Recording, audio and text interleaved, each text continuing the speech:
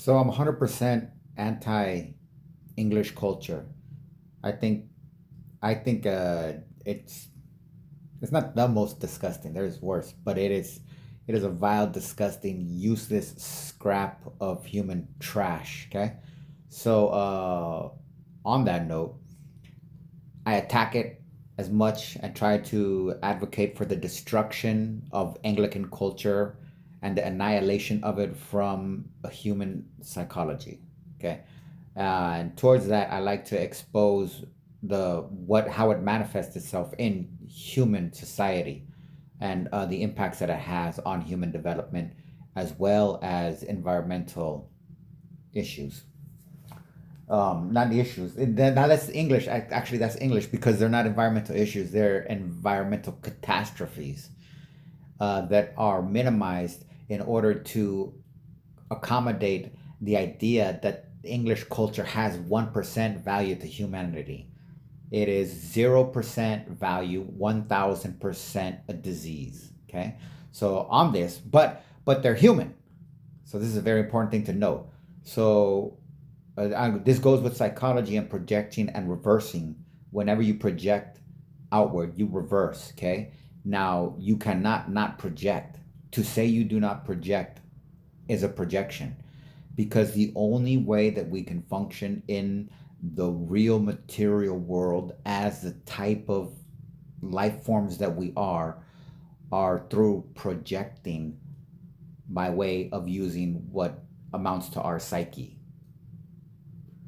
This goes all the way down to the actual fact that you know we have developed a face that has eyeballs at an angle in which we have a major blind spot, which means a blind spot means that our eyes do not, because of the positioning and the angles and their distance and all that stuff, they do not have the capacity to actually give you what you see as a full field of vision.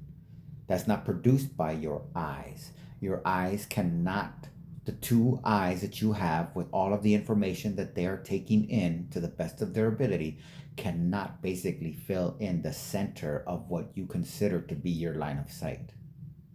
That's filled in by your brain. It is literally a hallucination or a holographic hologram. But at the same time, that this is where Carl Jung is so significant when he's talking about a man's fantasies. This new monotheistic idea is that fantasies are fake. And he said, no, that's not true. The fact that a man has a fantasy makes it a fact because he does have the fantasy. And he points out, and Judaism is a perfect example that we see right now with Zionism in particular. And when a man has a particular fantasy, another man can lose his life. So, as a matter of fact, I'm gonna. You see moving images, a world of images, generally known as fantasies. Yet these fantasies are facts. It is a fact that a man has such and such a fantasy. And it is such a tangible fact, for instance, that when a man has a certain fantasy, another man may lose his life. Okay, so on that point, I posted obviously just an hour ago, and today is I don't even know what today is. November 29th. Okay. So and I just left it. And I'm watching freaking Guardians of the Galaxy, the cartoon, and surfing, other posts. But my brain has ADD, so I'm always thinking too. And a part of my own anxiety is not letting shit go. So even little stupid little posts like thinking of just what would otherwise be nonsense. But sometimes from the regular chaos of existence, you know, some sustenance comes forth. And on that, I made a realization that if I can accept my projection of Anglican culture and the English people, as a projection, that can empower me to further basically disintegrate their projection, because the deeper I go into mine, the more I found out the roots of theirs. And on that is this. I posted this as a criticism against them. It's like, this is how disgusting they are. They can't tell the difference between pharmaceuticals and food because they're fucking filthy, disgusting, vile, putrid, ugly, heinous. I mean, grotesque. As of just ugly, ugly, ugly, ugly fucking people. Except for that Olympic diver. I'm sorry, that's the gayest I've ever been. Is that, I don't know who he was, but wowzers, kapowzers. But anyways, the rest of them are pretty much ugly pieces of shit. Um, that know that they're ugly, so they try to manipulate the image. That's why they're so big on advertising and shit like that, because they understand what they are to everybody else, because they look like that to themselves, and they don't want to look like that to themselves or to other people. So this is why they make all that energy that they do, that they say is about they know who they are and they're spreading civilization. Just gonna show you real quick. All forms of violence are a quest for identity. When you live out in the frontier, you have no identity. Therefore, you get very tough. You have to prove that you are somebody. And so you become very violent. And so identity is always accompanied by violence. This seems paradoxical to you? Ordinary people find the need for violence as they lose their identities. So it is only the threat to people's identity that make them violent. They are determined to make it somehow, to get coverage, to get noticed. Close quote. Violence as a Quest for Identity, Marshall McLuhan, TVO, Canada, 1977. So because they understand that they're, as people, as disgusting as their food, but they can't at the same time accept responsibility for the fact that they make themselves that. They obsess over taking control of a narrative, and this is why the empire is what is empire? Empire is nothing more than making people basically agree with you about what you say about yourself. That's the sum of the psychological, if you want the whole human structure, they make it all grander. Again, everything is a projection. Oh no, it's geopolitics. Oh no, it's this and that. It's power dynamics. Oh, this, that's the root gist of it. As a matter of fact, hold on. Shelby, I can't hear you over my brokers. Buy! Sell! Buy! Buy! Wow, buying and selling? Yeah. Well, I'll see you Saturday. I better go. My helicopter's here. So down here, get the quote. Quote, Elias Canetti made the proper association of this power of the higher apes to grasp and let go with the strategy of the stock market speculators. It is all capsulated in the popular variant on Robert Browning. A man's reach must exceed his grasp. Or what's a metaphor? Close quote. Understanding Media, the Extensions of Man, Marshall McLuhan, 1964, Chapter 6, Media as Translators. Okay, so my initial one, there's nothing wrong with it. Again, this is why getting into the idea of getting into an overly hyper obsessive moralistic view on lying and the truth is not conducive to critical analysis or sanity. So among the most loathsome products of our native commercial greed is the patent medicine industry. Quote, the great American fraud, close quote, as its historians has called it. In 1907, this historian wrote, gullible America will spend this year some $75 million in the purchase of patent medicines.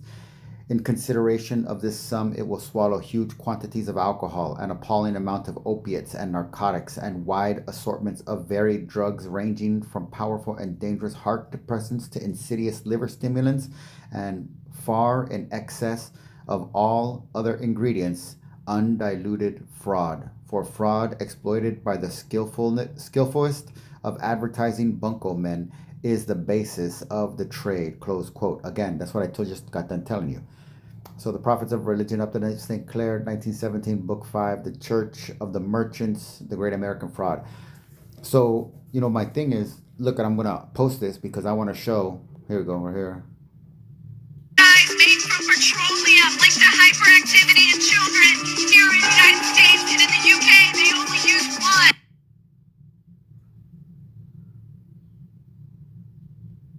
This is McDonald's French fries from the United States. It has 11 ingredients.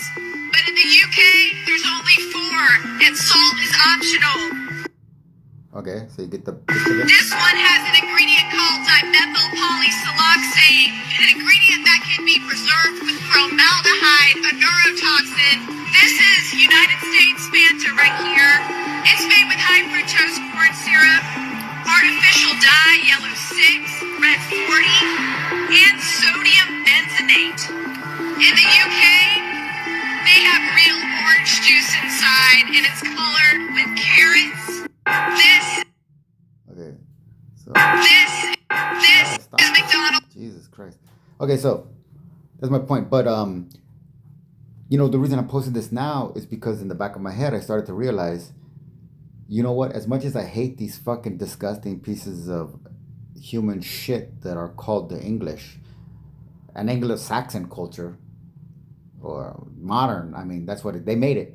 It's not even Anglo-Saxon culture anyways. It's Jewish culture because it's Christian, and that's Reformed Judaism. But anyways, they made it Anglo-Saxon culture by their own definition, and therefore I identify them with it. No longer with their predecessor, pagan, which I actually hold in esteem and find to be a valuable resource for human development and a functioning psychological state of conscious self-awareness, okay?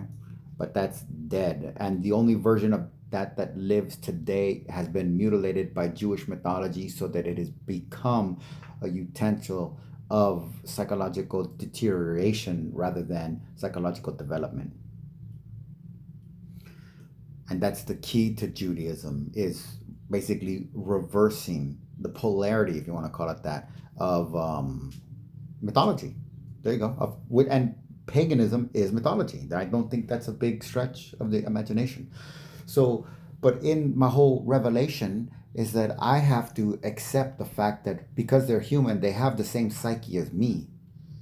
As much as I think I completely advocate them being murdered, killed, wiped the fuck out. I think everybody in the nobility, down to their fucking babies, should literally be fucking weighed down and thrown into the fucking Mariana Trench to be fed on at the depths. That's what I think. 100,000 fucking percent certain that is a critical, necessary step for the advancement of human existence on Earth. Okay? But that's just my uneducated opinion. I'm sure that they have another opinion. And theirs would be more reason, because why should they be so aggressive towards me? I'm just probably some lone, disturbed individual who has a grudge against people who are more successful and have it a more well-off in life than his lot was allotted, right? That's how they go. And this is how you obey. But giving them the credit of being human, because the fact that they're as fucked up as they are is the proof that they're human. Because only a human can be as fucked up as they are. It's not a better or worse thing. Again, this is not monotheism. This is not theism. But they do know the same stuff as me.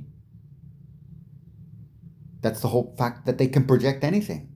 They have to know exactly what I know in order to make a projection that I in turn claim to be able to decipher and use to understand or track, like an Indian tracking an animal. I could track rhetoric, if you want to call it that, ideas, thought patterns, behavior patterns. The only reason I can do that, if I can do that, the only reason I could do that is because the map that I claim to be using, that I've never drawn, that's in my head, made up my imaginary map, is maybe not be spot on accurate. Like, I don't have a map of LA, but if you need me to get to one specific spot in LA, I can get there. And I don't have to take a specific route. You can give me 3 random points in LA that I have to get to before I get to the last spot or some shit like that. I don't know. But the map that I use is only good because they're basically on the same terrain. You get what I'm saying? That's my whole point. The map doesn't make me special. The map doesn't mean that I'm different from them. It only proves that we're connected. And this is why the map of the psyche is so significant,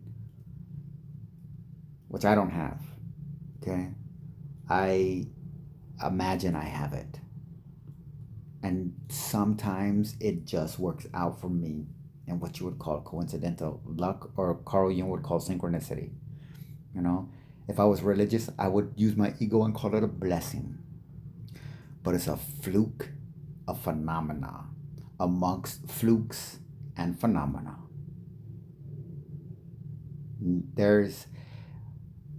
It's not hard to accept that nothing is special because everything has as much significance as you put in it.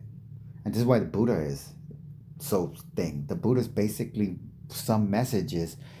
If you look around, he's anti-ego, but he's basically saying if you look around the world around you, again, sitting down, the immovable spot, what is he doing? He's looking at the world around him under the Bodhi tree. If you look at everything around you and you understand and you touch the ground, what are you doing? You're at the center of the universe. It is all about you. So the height of ultimate enlightenment that is believed to be the annihilation of ego is the absolute absorption into the ego reality that I get to make anything up that I want, and it doesn't matter if anybody else believes me or agrees with me or knows. That's enlightenment. That's alleviating. So alleviating in ways that you don't intention alleviating. It's like a massage. It's like a psychological massage coming out of a psychological massage. Or after, it's like a second. You know what enlightenment is? Enlightenment is a psychic orgasm. When you reach peak psychic activity, which is psyche, not magic. Psyche is psychic. And you reach peak and you have an orgasm, that's enlightenment. And on the other side of enlightenment is you realize that the orgasm that you just imagined you had, you imagined you had. And you had. But at the same time, the dichotomy is that you didn't have it because it doesn't exist. You imagined you had it. And in that bubble is enlightenment, where you realize, holy shit, I just made it all up. I can do that. And then, as we would say, that's the point where the light bulb lights up over your head. So on that note, what I'm saying is I admit the English know the truth here. And the truth is, there's no such thing as fucking food or medicine. They created the distinction because they're the fucking same thing. And that's my point.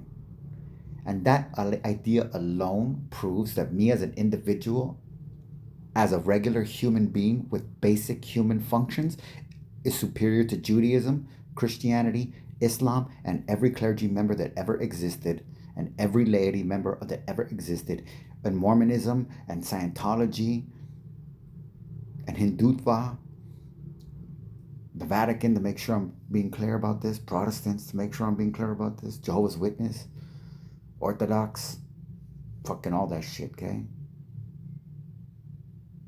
I can prove, that proves to me, because they don't have the capacity to make the simple realization that I made, that you know what? I could be wrong.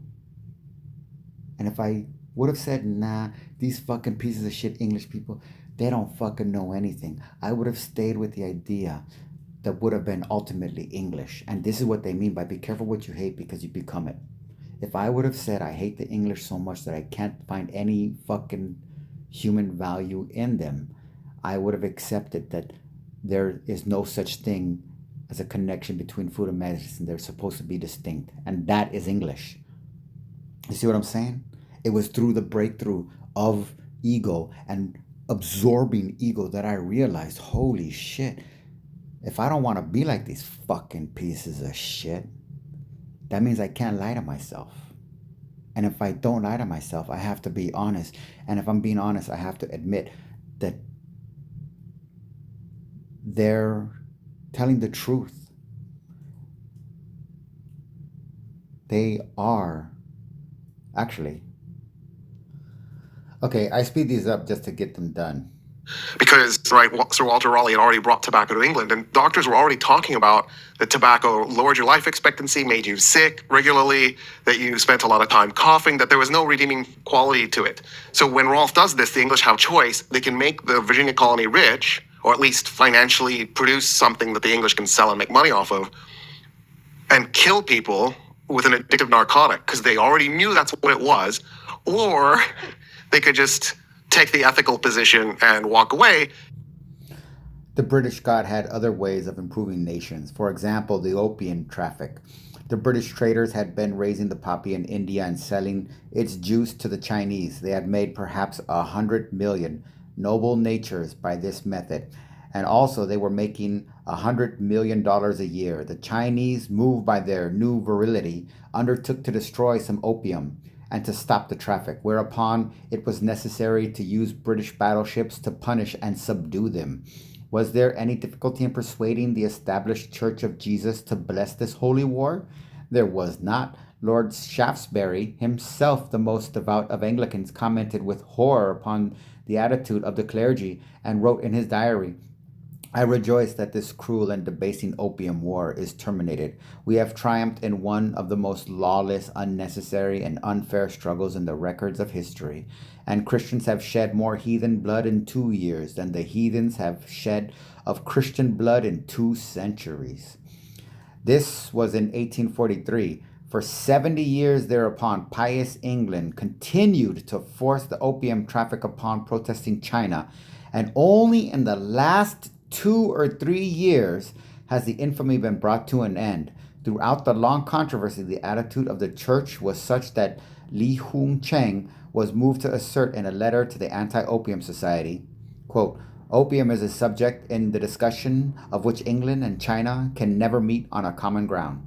China views the whole question from a moral standpoint. England from a fiscal, close quote.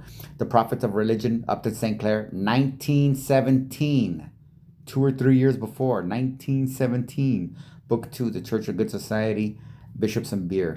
They could just take the ethical position and walk away, and they chose, of course, option A, which is when England created the world's first ever drug dealer empire. And so before we actually get into the Pilgrims even further, we should talk about the first ever Thanksgiving in North America. So that's just, I believe that's all that I wanted to say. I got it all down. This is McDonald's French fries from the United States. It has a... So, food and medicine are not different. They're the same thing. And if you think they're different, it's because that idea, that perception of intelligence by being able to make a distinction between things that you interpret as a higher intelligence or civilized evolutionary fucking stage is actually detrimental to your ability to perceive reality and to take care of yourself.